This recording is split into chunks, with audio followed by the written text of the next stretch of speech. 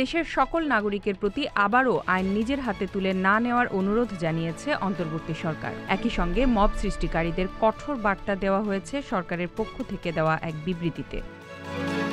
রোববার রাতে সরকারের প্রেস উইংয়ের ফেসবুক পেজে দেওয়া এক বিবৃতিতে এ অনুরোধ করা হয়।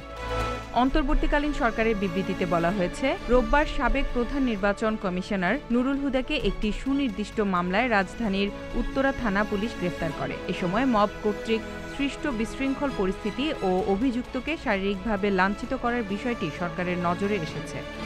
বিবৃতিতে নাগরিকদের প্রতি অনুরোধ জানিয়ে বলা হয়, সরকার দেশের সকল নাগরিকের প্রতি আবারও আইন নিজের হাতে তুলে না নেওয়ার অনুরোধ জানাচ্ছে। একই সঙ্গে আশ্বস্ত করা হয়, অভিযুক্ত সকল ব্যক্তির বিচার দেশের আইন মেনে হবে এবং বিচারাধীন বিষয় ও ব্যক্তির ব্যাপারে আদালত সিদ্ধান্ত নেবেন। পরে মব সৃষ্টিকারীদের সতর্ক করে দিয়ে বিবৃতিতে বলা হয়, অভিযুক্ত ব্যক্তির ওপর আক্রমণ ও তাকে শারীরিকভাবে লাঞ্ছিত করা বেআইনি, আইনের শাসনের পরিপন্থী ও ফৌজদারি অপরাধ।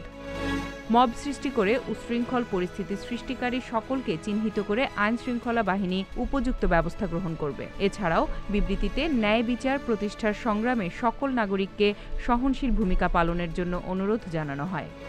Z news, Dhaka.